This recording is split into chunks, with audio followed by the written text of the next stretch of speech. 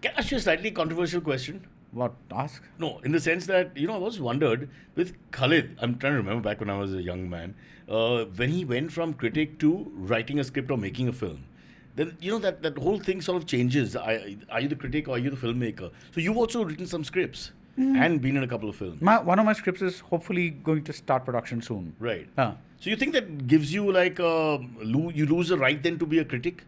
Because you got a dog in the fight? So my way of looking at it is this: because when you've been in a business long enough, you develop a lot of associations, right? There are people who come and narrate scripts to you. There are people who come and ask you to recommend you to somebody, or just not in the sense that you can actually make that happen, but at least give you an intro, something like that. So you develop these associations. A lot of people don't know that, right? But the thing is, if I've been directly associated with the movie, I make it a point to tell that upfront in my review that yes, so and so I read so and so script. I've read the script, and the rest of it is my review. So then you make up your mind whether I'm biased or whatever it is. That's fine. But I do the disclaimer bit early on and get done with it. But there's also the other factor where how many years you've been a critic, etc. So there's a certain amount of knowledge gleaned or, just experience, which may tell you suddenly that maybe I can make a film.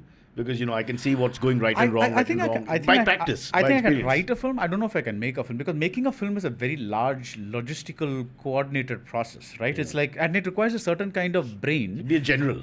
Like I like it's like being like you said, like marshalling the troops. But I know I can write, and I know that I can write logical characters. But you're into the details now because you're a critic, and naturally now your mind must have picked up everything. So I'm saying, why can't you be a filmmaker as well? Because the details are everything. Because the thing is, I can probably direct The Hunger, a smallish film where the logistics is not too much, but those guys are fighting there, and some other thing is happening there, and then the light should come like this, and all those. I don't know why anyone would want to be a director, because that part of it, there's the creative part and there's a slightly non-creative part, like finding the locations. The thing is, that's what I'm saying. So it's just like a lot of directors say like deciding on the costumes, your color palette, production design. That's the good part, right? Because that's like you're sitting down, you're calmly discussing things and all that. But on the set, when you're shooting, that's when the 50,000 things go wrong. And that's when you really discover whether you have a director or not. All decisions by one person. One person. It's like, sir, generator is off. Sir, this costume is not, got mud fell on it. Actor is not in the mood for lovemaking scene. I don't know.